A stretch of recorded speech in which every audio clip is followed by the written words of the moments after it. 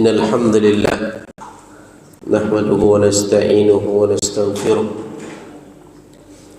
ونعوذ بالله من شرور أنفسنا وسيئات أعمالنا من يهده الله فلا مضل له ومن يضلل فلا هادي له أشهد أن لا إله إلا الله وحده لا شريك له وأشهد أن محمدا عبده ورسوله اللهم علمنا ما ينفعنا وانفعنا بما علمتنا وزدنا علما اللهم إنا نسألك علما نافعا ونعوذ بك من علم لا ينفع اللهم فقهنا في الدين اللهم فقهنا في الدين.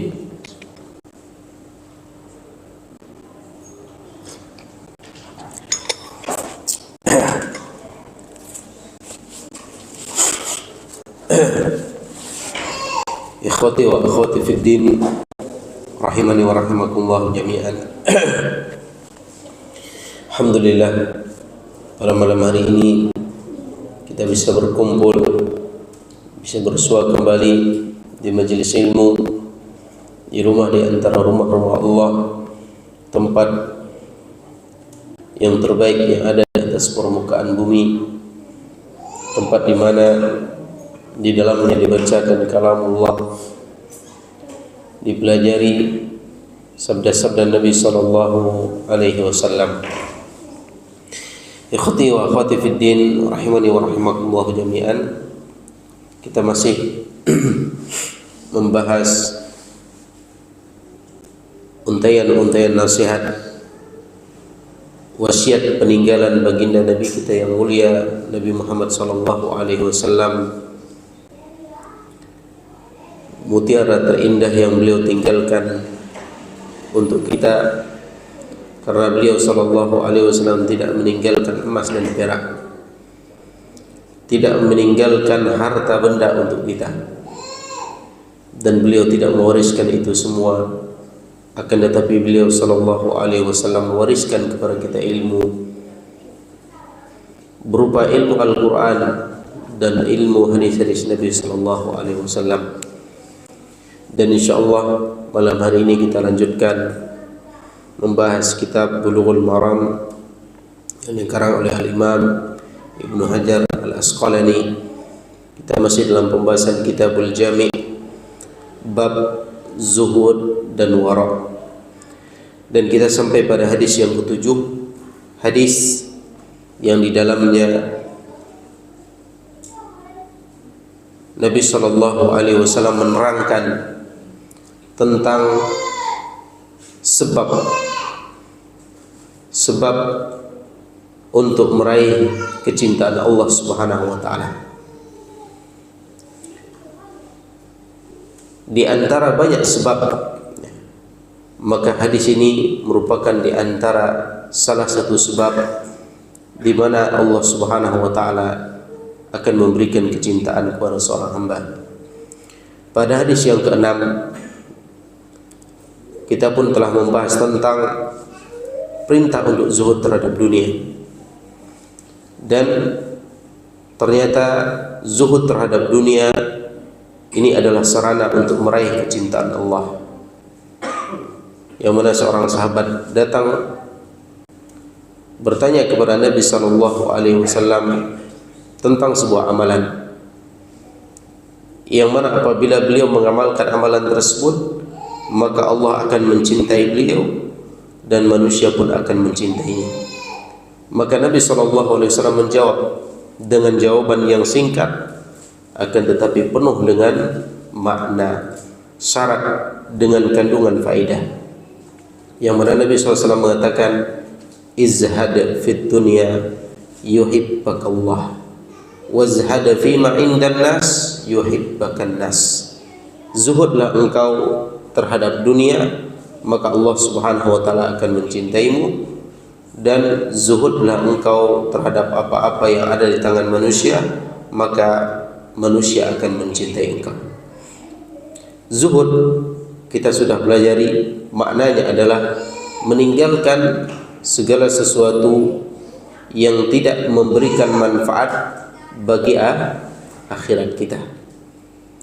Baik perkara tersebut adalah perkara yang mubah asalnya, hukumnya mubah, tetapi tatkala kita lihat perkara tersebut adalah perkara yang tidak mengantarkan kita kepada kebaikan akhirat, maka kita tinggalkan.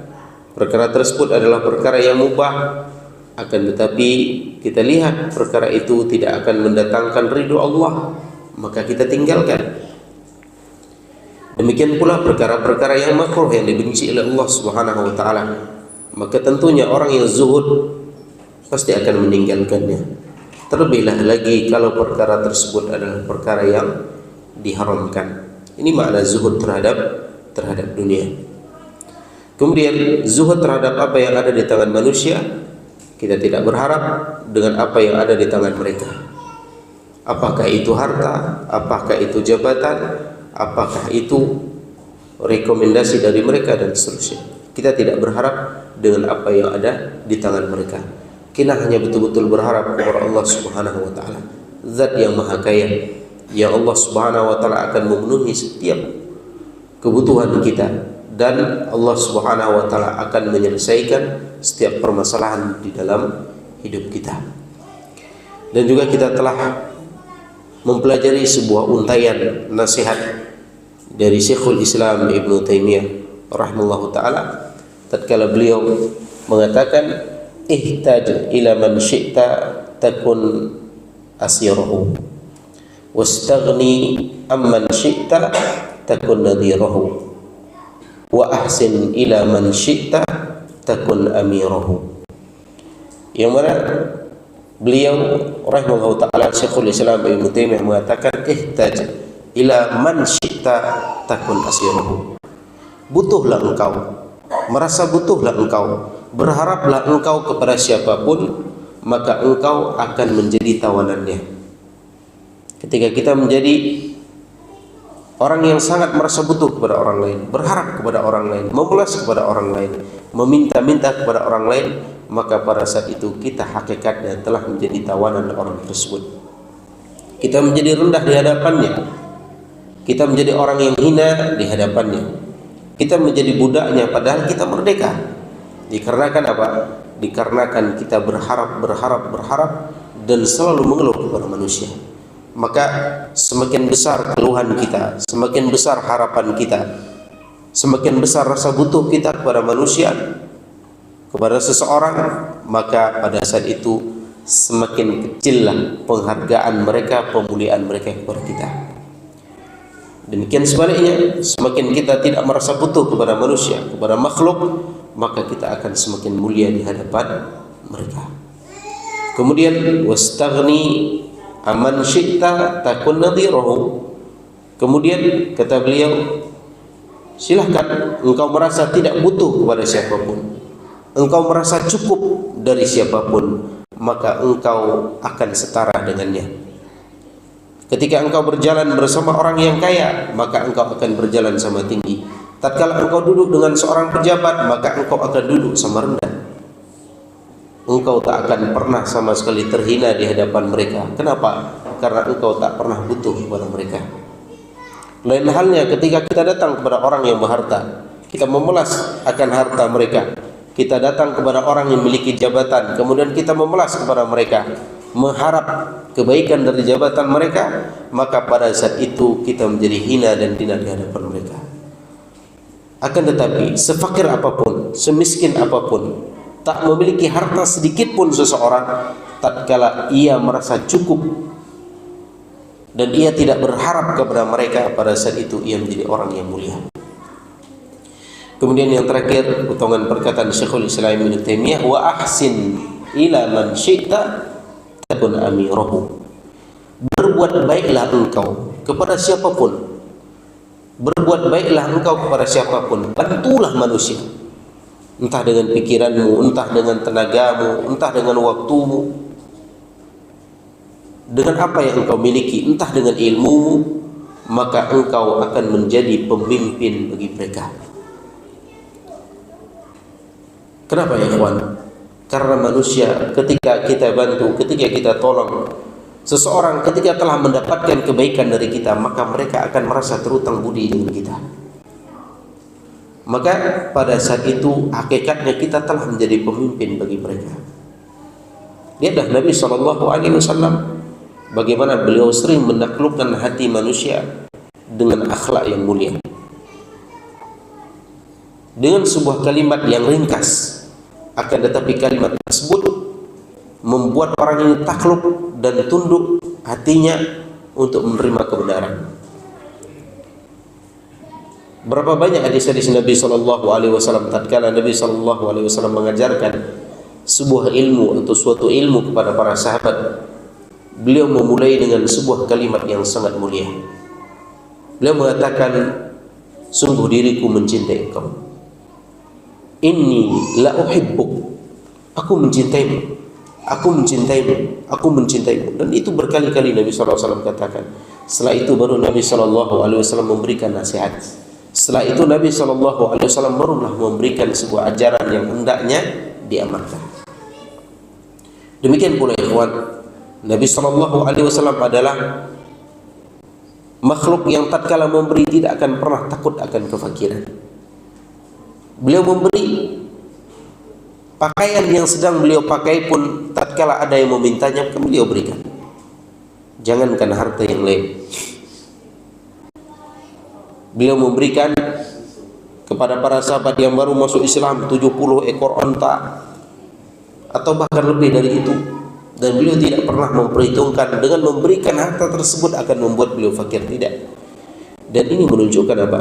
Menunjukkan Nabi SAW berusaha untuk berbuat baik kepada manusia. Tujuannya satu ikhwan, tujuannya supaya manusia mau menerima kebenaran. Maka coba kita amalkan ya, 3 perkara ini, insya Allah kita akan menjadi pemimpin bagi mereka, ya, bagi manusia. Dan berusahalah kita untuk tidak merasa butuh kepada manusia, maka kita akan setara dengan mereka. Dan jangan pernah mau menjadi tawanan bagi manusia, karena hakikatnya kita adalah orang yang mulia, kita adalah orang yang merdeka.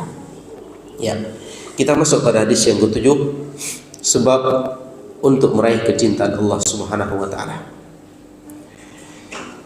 Wa Sa'ad ibni Abi Waqqas radhiyallahu taala anhu, dari Sa'ad bin Abi Waqqas, semoga Allah Subhanahu wa taala meridai beliau. Qala, beliau berkata,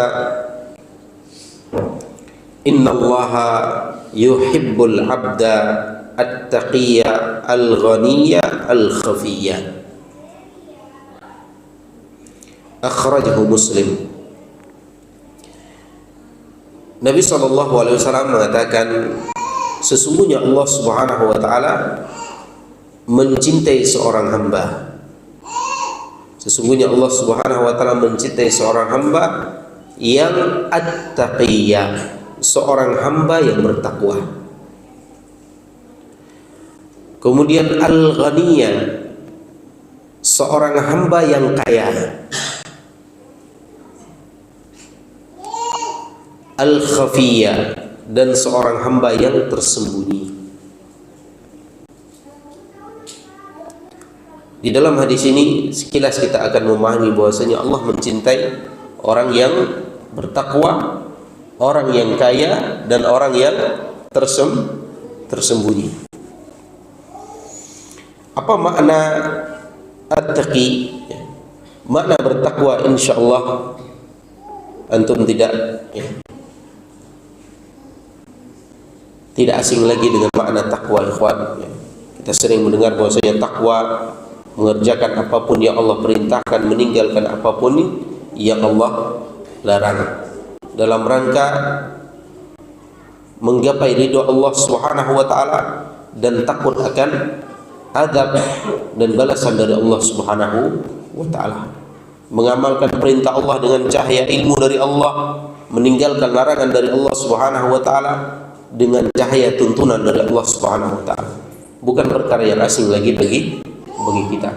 Dan nasihat takwa ini adalah nasihat yang terus diberikan turun temurun dari baginda Nabi SAW sampai para sahabat, sampai para tabi'in, sampai para tabi'ut tabi'in, dan terus para ulama. Dan nasihat takwa ini senantiasa dibacakan, disampaikan para khatib tatkala salat ataupun khutbah salat Jumat. Terus takwa disampaikan. Kemudian apa yang dimaksudkan dengan al-ghani? Apa yang dimaksudkan dengan al-ghani? Al-ghani ya ikhwan, orang yang kaya maksudnya huwa ghinan nafs. Yang dimaksudkan dengan kaya, orang yang kaya adalah orang yang memiliki kekayaan jiwa. Orang yang memiliki kekayaan jiwa. Wal afu amma fi aidin nas. Kemudian mereka memiliki kekayaan jiwa dan mereka merasa apa? Merasa tidak butuh dengan apa yang ada di tangan manusia. I'timadan ala ma qasamallahu lahu minar rizqi alladhi yanaluhu min amali yadihi. Dan dia mencukupkan diri. Dia mencukupkan diri dengan rizki yang Allah berikan. Dia mencukupkan diri dengan rizki yang Allah berikan, yang ia dapatkan dengan pekerjaan tangannya. Jadi orang yang kaya hakikatnya siapa mereka?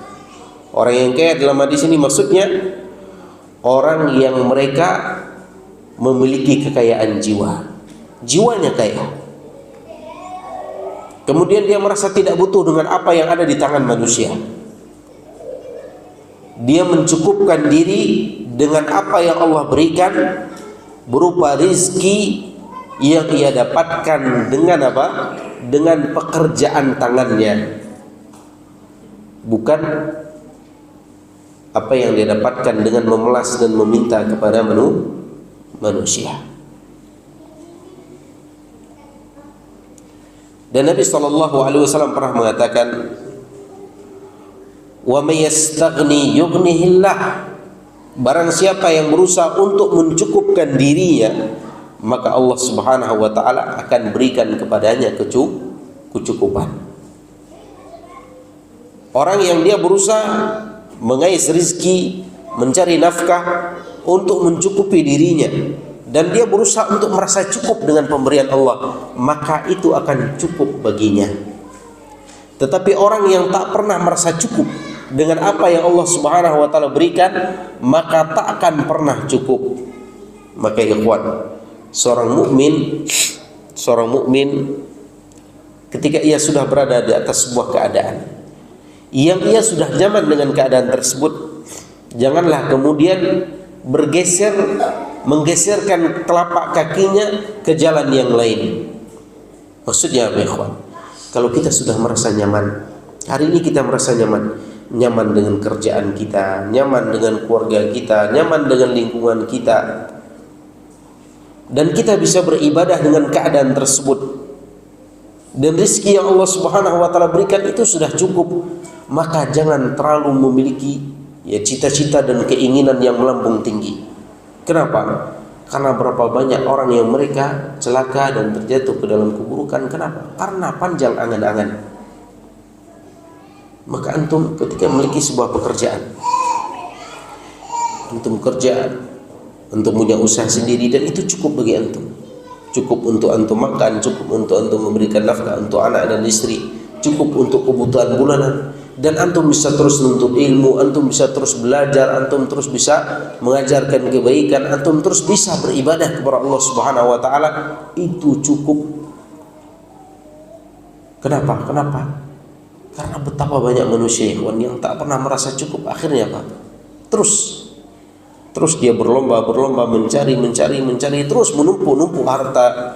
Akhirnya apa yang terjadi? Ketika sudah harta tersebut tertumpuk, ia pun tak bisa memanfaatkannya. Waktu tak bisa terulang kembali. Maka sebuah nasihat Al-Ustaz Yazid rahimahullah ta'ala, ketika beliau menyampaikan tentang bagaimana kehidupan seorang mukmin, beliau menyampaikan, kalau ternyata antum punya toko, entah itu warung kah, toko kah, dan itu sudah cukup untuk antum dan keluarga antum, sudah, jangan buka toko yang kedua, jangan buka yang ketiga, dan seterusnya. kalau ternyata itu sudah cukup. Kecuali kalau apa? Mampu memanage dan tidak memberatkan diri antum dalam beribadah, tidak memberatkan diri antum di dalam menuntut ilmu. Tapi kenyataannya Pak Ikhwan, kalau sudah banyak cabang, sudah lupa dengan menuntut ilmu, lupa dengan belajar, dan seterusnya. Kemudian ikhwati fiddin rahimani wa rahimakumullah jami'an. Apa makna al-khafi? Sungguhnya Allah mencintai seorang hamba yang bertakwa, seorang hamba yang dia kaya, maksudnya kaya jiwanya, tidak merasa butuh dengan apa yang ada di tangan manusia. Kemudian dia bersandarkan apa yang Allah Subhanahu wa taala berikan berupa rizki yang ia peroleh dengan tangannya. Kemudian yang ketiga, apa makna dari al-khafi? Orang yang tersembunyi. Riwayat hadis ini, riwayat hadis ini memiliki dua redaksi. Jadi al-khafi di sini memiliki dua redaksi. Redaksi yang pertama, al-khafi menggunakan huruf kha, al-khafi, yang artinya tersembunyi. Kemudian ada redaksi yang lain menggunakan huruf ha, al-hafi, dan keduanya memiliki makna yang berbeda, akan tetapi saling apa? Saling melengkapi. Adapun al-khafi menggunakan huruf kha, maksudnya apa? Sesuatu yang tersembunyi, sesuatu yang samar. Para ulama menyebutkan apa maksudnya? Maksudnya adalah seseorang berusaha menjauhkan diri dari pandangan manusia. Seseorang berusaha menjauhkan diri dari pandangan manusia. Ketika ia beramal, ketika amalan tersebut memungkinkan untuk disembunyikan, maka dia akan sembunyikan. Kecuali lah amalan tersebut tak mungkin untuk disembunyikan. Contohnya Pak Ikhwan, yang tidak mungkin disembunyikan, sholat berjamaah ke masjid, tidak mungkin disembunyikan. Gara-gara punya niatan mau menyembunyikan, ya sudah sholat di rumah misalkan. Tentunya ini tidak tepat. Dikarenakan apa Ikhwan? Dikarenakan orang ini takut terjatuh ke dalam riya dan sum'ah, sehingga ia betul-betul menjaga diri untuk tidak memperhatikan pandangan manusia. Ia menjaga dirinya, betul-betul menjaga dirinya dari sifat riya dan sum'ah. Sehingga apa? Sehingga manusia yang seperti ini, dia akan betul-betul menyibukkan diri dengan perkara-perkara yang bermanfaat. Bermanfaat untuk dunianya dan bermanfaat untuk akhiratnya. Antum mungkin pernah lihat orang yang tidak senang muncul di permukaan. Kalaulah dia beramal, kalau bisa di balik layar, maka cukup baginya di balik layar. Tak perlu baginya untuk tampil ke depan. Kalaulah seandainya ia bisa mengerjakan sesuatu yang itu bermanfaat bagi dunianya dan akhiratnya, maka kalau bisa ia lakukan dengan sembunyi-sembunyi, maka dia lakukan. Dan ternyata perkara ini adalah perkara yang berat. Kenapa? Karena hawa nafsu kita, ikhwan, hawa nafsu kita selalu menginginkan kita untuk bermegah-megahan, untuk menampakkan apa yang kita lakukan, dari perkara dunia sampai perkara akhirat. Kalau punya kendaraan pengen tampil beda, sampai ada yang apa? Yang buat stiker kendaraannya aneh-aneh.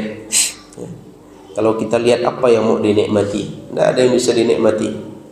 Semua warna ada, pink, ungu, coklat, biru, biru tua, biru muda, dan seterusnya. Kadang-kadang apa? Karakter tertentu yang kalau dipandang pun tak akan apa? Menambah keelokan, tetapi apa? Ingin tampil beda.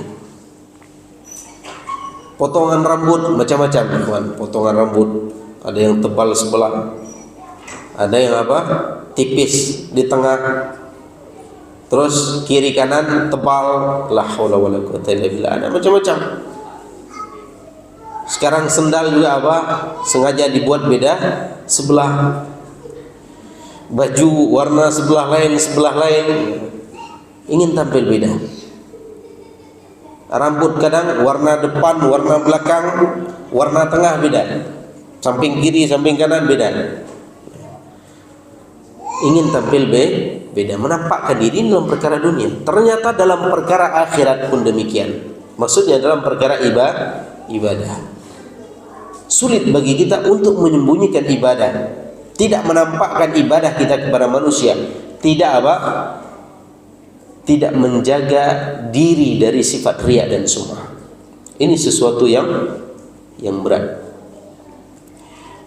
Dan makna al-khafi di sini juga maksudnya apa? Seseorang berusaha untuk memperbanyak menyendiri. Seseorang apa? Berusaha untuk memperbanyak menyendiri, atau membatasi banyak bergaul dengan manusia. Pada pertemuan-pertemuan yang lalu kita pernah membahas tentang masalah apa? Masalah beberapa perkara yang bisa menyebabkan hati seseorang menjadi sakit, bahkan sampai mati. Di antaranya adalah fudulul mukhalatah, banyak bergaul. Maka di antara perkara yang apabila dilakukan seseorang maka ia akan mendapatkan kecintaan dari Allah Subhanahu wa taala adalah banyak mengasingkan diri, dalam artian banyak menyendiri dan tidak banyak bergaul dengan manusia. Ia bergaul dan bersama manusia hanya dalam keadaan-keadaan ada pada waktu-waktu tertentu yang memang dia butuhkan. Ketika ia tidak butuhkan maka ia akan tinggalkan. Maka peringatan bagi kita, ikhwan, jangan sebentar-bentar ngopi, nongkrong di mana, bentar-bentar ngopi, nongkrong di mana. Sekarang pertanyaannya apa faedahnya, ikhwan? Antum kalau dah duduk di warung kopi, kalau tidak ada hal yang perlu dibicarakan, coba apa yang antum bicarakan? Mulai membicarakan aib orang lain. Kalau dulu-dulu ibu-ibu yang sibuk ngurumpi di bawah pohon mangga, di bawah pohon jambu, ngerujak, suaminya pergi cari nafkah, ibu-ibu ngurumpi. Sekarang bapak-bapak pun ngurumpi. Berapa banyak? Berangkat dari rumah udah pakai pakaian dinas, seharusnya masuk jam 8 pagi, jam 8 sampai jam 9 masih di warung kopi. Ini gimana, kawan? Mana warak kita terhadap perkara-perkara seperti ini? Dan ini terjadi. Apakah kita tidak takut akan kehalalan rezeki yang kita peroleh, kehalalan harta yang kita makan? Kenapa? Kalau akad kita kerja dari jam berapa sampai jam berapa, tapi kita habiskan waktu untuk perkara seperti ini, dan itu kita lihat. Maka ketika kita merasa tidak butuh dengan hal tersebut, tinggalkan. Kalau seandainya Anda mengatakan ini Ustaz untuk menambah relasi, menyambung relasi supaya banyak dan seterusnya, apakah hanya dengan cara itu? Apakah tidak ada cara yang lain? Ternyata banyak cara yang lain. Apalagi kita sekarang berada di zaman teknologi komunikasi yang luar biasa. Seseorang bisa menyambung relasi tidak hanya antar kota, antar kabupaten, bahkan antar negara bisa, ya. Maka ikhwati fiddin rahimani wa rahimakumullah, perhatikan perkara ini. Terlebih kita hidup di zaman fitnah, di zaman yang banyak sekali perkara yang bisa mendatangkan mudarat bagi kita, mendatangkan perkara-perkara yang merusak hati kita. Dan tentunya beribadah pada saat-saat seperti ini adalah perkara yang sangat luar biasa keutamaannya. Maka ikhwati fiddin rahimani wa rahimakumullah, berusahalah kalau bisa tidak perlu harus jadi orang terkenal. Tidak harus jadi orang terkenal. Kalau seandainya dengan kita menjadi pengikut kebenaran itu sudah cukup, maka janganlah buat sensasi untuk menjadi kepala keburukan. untuk menjadi pemimpin dari keburukan. Kalau kita dengan mengikuti, jadi pengikut kebenaran saja sudah cukup. Tidak perlu kita di atas, tidak perlu kita sebagai pelopornya. Kalau memang dengan mengikuti sudah bisa. Kenapa? Karena kita khawatir kalau kita jadi pelopor, kita tak mampu. Karena begitu besar terpaan angin, cobaan. Kita sudah cukup menjadi pengekor, dan itu sudah cukup pengekor dan pengikut kebenaran. Cukup bagi kita sudah. Tidak perlu kita terkenal, tidak perlu kita menjadi orang yang masyhur dikenal di mana-mana, tidak. Jangan sampai karena kita ingin terkenal kemudian apa? Kita menjadi pemimpin keburukan. Maksudnya apa? Pelopor keburukan. Kita buat sensasi supaya orang mengikuti kita. Itu tidak perlu, ikhwan. Itu akan merusak diri kita. Walaupun seandainya seseorang tidak berusaha untuk terkenal, tidak berusaha untuk masyhur di hadapan manusia, akan tetapi manusia dengan sendirinya mengenal dirinya, dengan sendirinya dia populer, tidak masalah. Kenapa? Karena memang ada manusia yang dia berusaha untuk menjadi orang yang populer, ternyata dia tidak dapatkan. Ada orang yang dia tidak menginginkan itu, tetapi Allah mengangkat derajatnya sehingga dia menjadi orang yang dikenal. Abu Dzar radhiyallahu taala anhu pernah berkata, qila li Rasulillah sallallahu alaihi wasallam, ada yang berkata kepada Nabi sallallahu alaihi wasallam, ara'aita ar-rajula ya'malu al-amala min al-khairi wa yahmaduhu an-nasu alaihi. Bagaimana menurut Anda seseorang yang mengerjakan amal kebajikan lalu manusia memujinya atas amalannya tersebut? Maka Nabi sallallahu alaihi wasallam mengatakan, qala tilka ajilu busyral mu'min, itu adalah kabar gembira yang disegerakan bagi seorang mukmin. Yang terpenting dia tidak berusaha untuk mengangkat manusia supaya mengenal dirinya dengan melakukan perkara-perkara yang dilarang. Apalah lagi kalau sampai melakukan perkara yang diharamkan oleh Allah Subhanahu wa taala. Sebagaimana pepatah orang Arab mengatakan apa? Kalau mau terkenal, kencingi apa? Sumur Zam-Zam, maka Anda pasti terkenal. Ini terkenalnya baik apa terkenal tak baik, ikhwan? Untuk apa menjadi orang yang terkenal kalau dalam perkara yang buruk?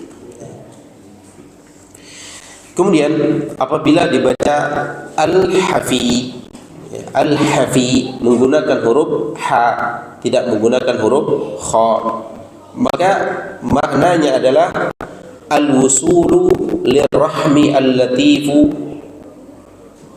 bihim wa bighairihim min ad-du'afa. Maknanya adalah orang yang senang, orang yang suka menyambung silaturahmi kepada kerabat-kerabatnya. Al-wusulu lirrahmi al-latifu bihim, dia senang menyambung tali kekerabatan dan juga senang untuk berbuat baik kepada mereka. Wa bi ghairihim, dan dia pun senang untuk menyambung tali ukhuwah dengan orang lain, minad du'afa, dari orang-orang yang lemah. Ini makna al-hafi. Kalau ada orang yang mereka senantiasa menjaga ikatan kekerabatannya, berusaha berbuat baik kepada kerabatnya, kemudian kepada orang-orang yang lemah demikian pula dia berusaha untuk berbuat baik, berusaha untuk memberikan pertolongan, maka jenis manusia yang seperti ini adalah manusia yang akan mendapatkan kecintaan dari Allah Subhanahu wa taala. Dan perkara ini, ikhwan, perkara ini sesuatu yang perlu dilatih. Kenapa? Karena ternyata kalau kita lihat orang yang latar belakangnya bukan seorang muslim, terkadang mereka memiliki sifat yang mulia ini. Dia berapa banyak di negara-negara kufar mereka buat sebuah lembaga, sebuah yayasan, organisasi yang memang menampung orang-orang yang fakir, orang-orang yang miskin, untuk mereka penuhi kebutuhan. Panti-panti jompo menampung orang-orang yang sudah tua, yang disia-siakan oleh anak-anaknya, mereka tampung, mereka urus. Atau ada apa? Rumah sakit jiwa misalkan, yang mereka gratiskan bagi orang-orang yang apa? Yang memiliki gangguan jiwa dan seterusnya. Ada yang seperti ini, ya. Maka perbuatan-perbuatan seperti ini hakikatnya sesuatu yang harus dilatih. Dan kita harus mengikis jiwa cuek, perasaan cuek, sikap cuek. Terkadang apa? Terkadang ikhwan, kita ini sering cuek. Contoh, antum pakai motor, ternyata di jalanan ada orang yang mogok.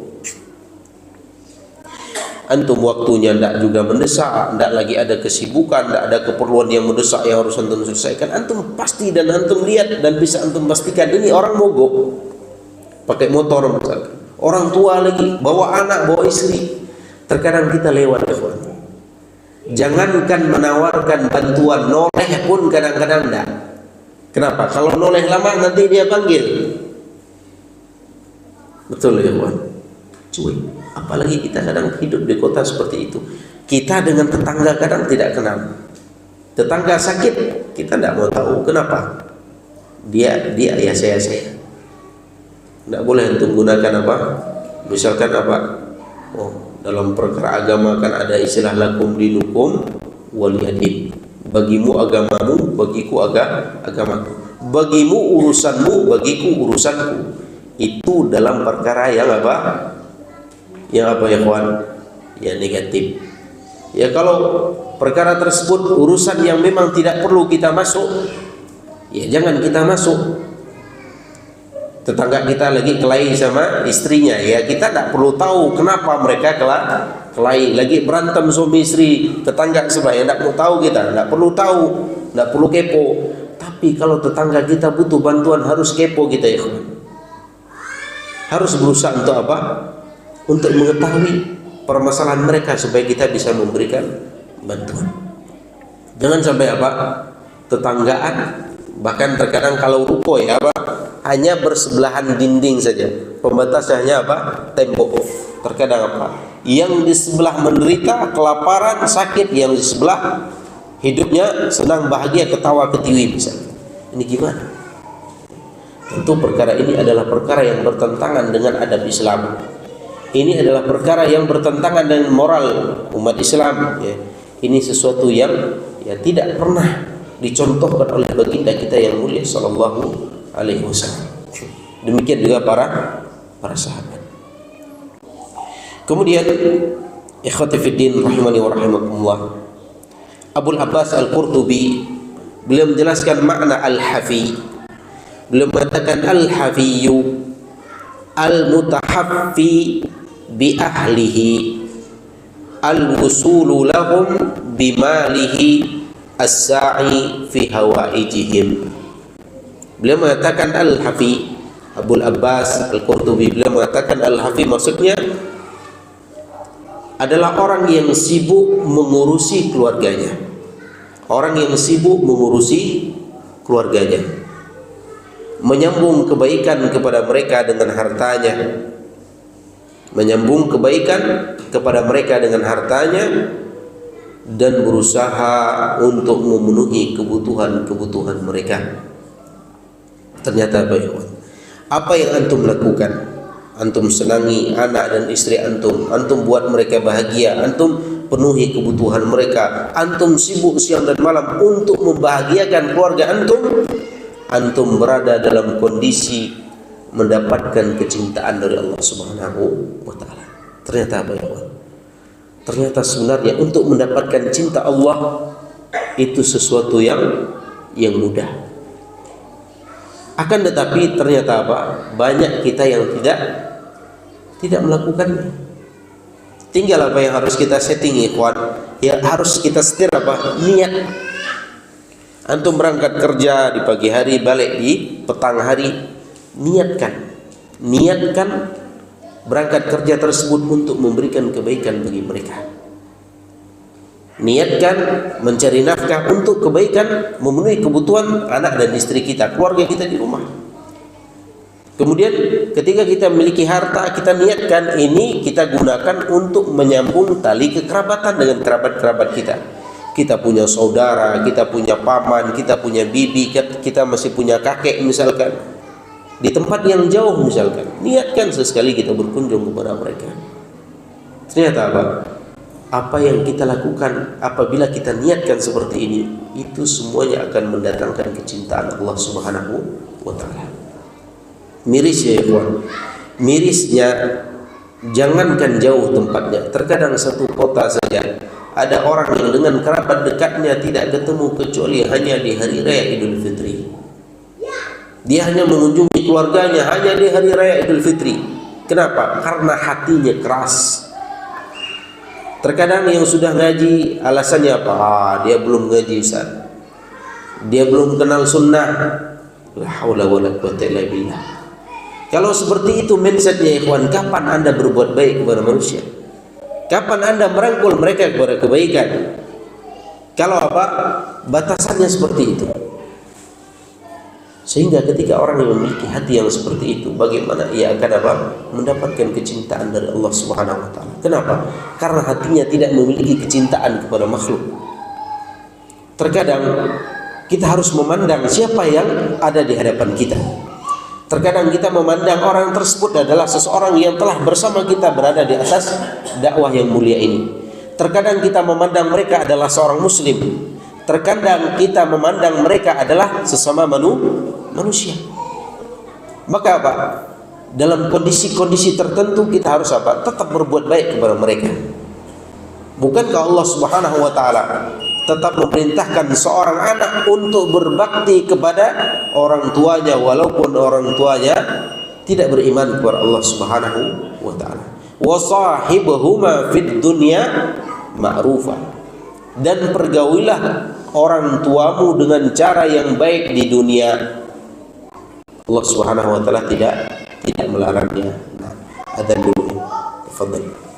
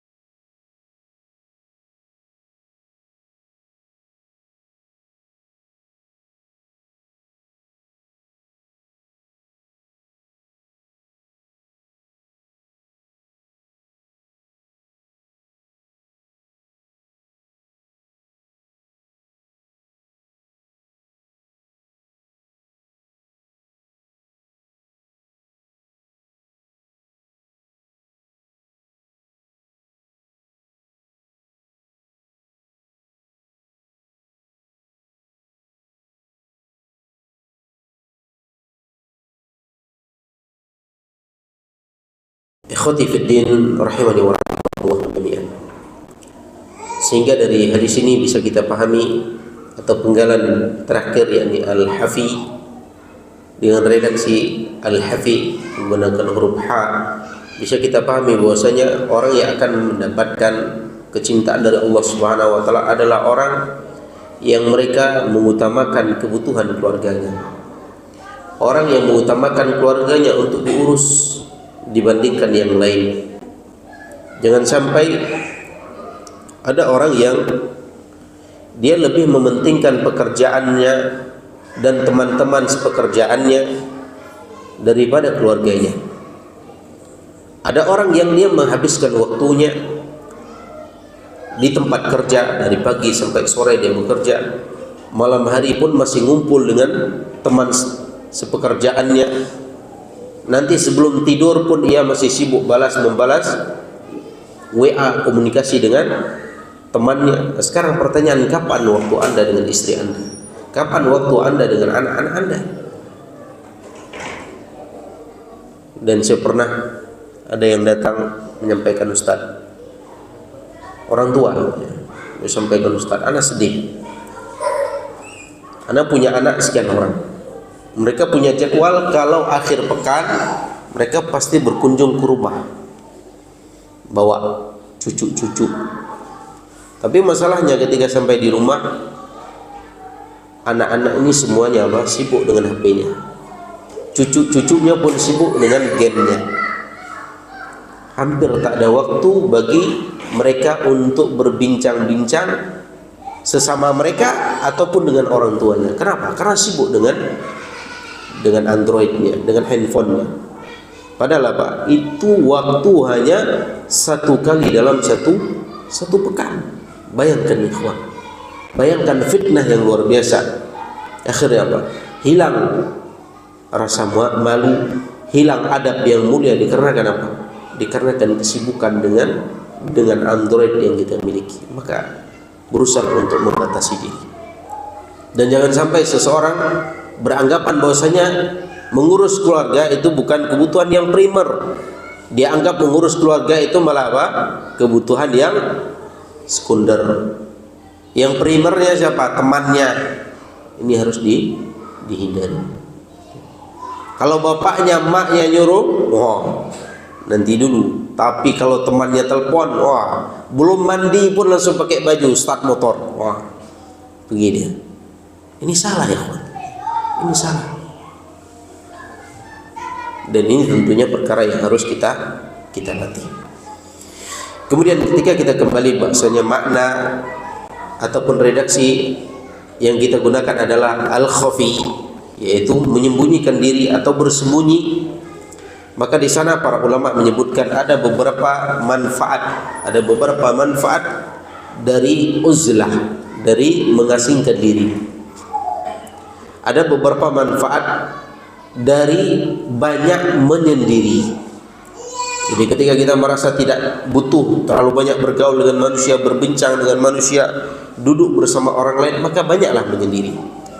Kenapa? Karena ternyata di sana banyak sekali faedah. Di antaranya disebutkan oleh pensyarah kitab Bulughul Maram ini dalam kitab Tawdihul Ahkam. Pensyarah mengatakan di antara faedahnya yang pertama, ia bisa meluangkan waktunya atau bisa meluangkan seluruh waktunya hanya untuk beribadah dan bermunajat kepada Allah Subhanahu wa taala. Jadi ketika seseorang menyendiri, tidak lagi bersama dengan orang lain, maka pada saat itu ia bisa betul-betul meluangkan waktunya, memperuntukkan waktunya untuk beribadah dan bermunajat kepada Allah Subhanahu wa taala. Kenapa? Karena kalau kita lagi bersama manusia, ikhwan, kita akan lalai. Berapa banyak manusia yang mereka tidak menyadari akan kelalaian dirinya dalam kewajiban dan pelanggaran dirinya terhadap perkara yang haram. Kenapa? Karena sibuk bersama dengan temannya. Tetapi tatkala kita menyendiri, kita bisa merenung, kita bisa menghayati kehidupan kita, kita bisa meresapi bagaimana kehidupan kita hari-hari. Maka perkara ini sangat penting. Kemudian yang kedua, faedah yang kedua, terbebasnya seseorang dari dosa yang selalu ada. Terbebasnya seseorang dari dosa yang selalu ada saat berinteraksi dengan manusia. Terbebasnya diri seseorang dari dosa yang itu selalu ada tatkala berinteraksi dengan orang lain atau dengan manusia. Contohnya apa ya, Tuhan? Terjadi pertikaian, terjadi permusuhan, terjadi cekcok, beda pendapat, akhirnya apa? Tidak tegur-teguran, banyak. Berguraunya terlalu berlebihan, akhirnya apa? Berguraunya 5 menit, tidak bertegurnya 5 bulan. Ada. Kenapa? Kalau anak kecil ya sudah kelahi 5 menit, 1 menit selesai kan? Habis itu main kelereng lagi deh. Tadinya lempar kelereng sama-sama benjol, setelah itu apa? Main kelereng lagi. Itu kalau anak kecil. Kalau kita yang sudah jenggotan ya kawan, kelahi 5 menit, 5 bulan bisa tidak teguran. Efek apa? Terlalu banyak berinteraksi. Dan ini sering terjadi. Maka batasi diri untuk tidak terlalu banyak berinteraksi. Banyaklah menyendiri. Belum lagi dosa-dosa yang lain, dosa sum'ah, dosa riya, dosa fitnah. Mulai ngomongi kawannya. Kenapa? Karena itu tadi, ketika sudah berbicara, sudah ngobrol, ngumpul, mulai apa? Makin lama makin apa? Sedikit topiknya. Akhirnya cari topik-topik yang tidak penting. Sampai topiknya perkara yang haram pun akhirnya dijadikan topik. Maka kalau antum ketemu dengan kawan, ada 5 antum kawan, yang salah satunya kalau antum ketemu dengan kawan ini tidak ada kerjaan lain kecuali gibahi orangnya, sudah, antum jangan ketemu sama dia. Antum kalau ketemu dengan kawan yang satu kerjanya fitnahin orang, ceritain aib tetangganya, ceritain aib temannya, ya sudah, antum jangan ketemu dengan orang ini. Ngerusak hati ya kawan. Antum bisa bayangkan, misalkan si A dengan si B selama ini tidak pernah ada masalah. Datang si C, dia sampaikan kepada si A, tahu ndak antum itu si B itu begini. Akhirnya apa? Mulai si A pun suudon dengan si B. Mulai dia kalau lihat si B, kalau bisa lewat jalan lain, dia lewat jalan lain.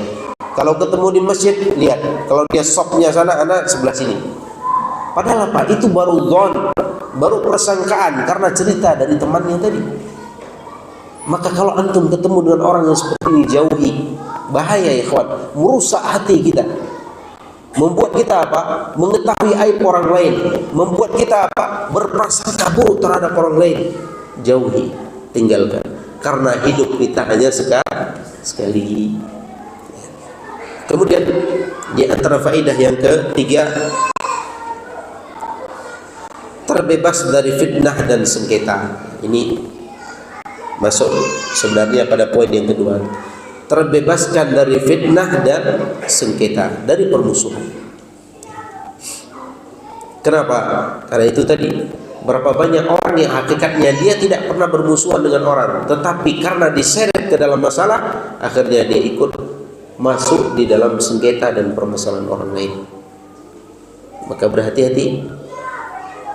Terkadang apa? Ada niat orang, niatnya baik, niatnya hanya mengabarkan, menyampaikan berita, tetapi menjadi apa? Menjadi adu domba. Ini sudah kita contohkan pada pertemuan yang telah lalu. Si A dengan si B ada masalah, si A dengan si B ada masalah. Akhirnya apa? Si C datang ngopi sama si A. Ketika ngopi, mulailah si B menceritakan tentang si A. Diceritakan begini. Kemudian si C, ingin islah, ingin memperbaiki keadaan. Akhirnya si C datang kepada si A. Ketika dia menceritakan ke si A tentang apa yang diucapkan si B, akhirnya malah semakin memperparah suasana.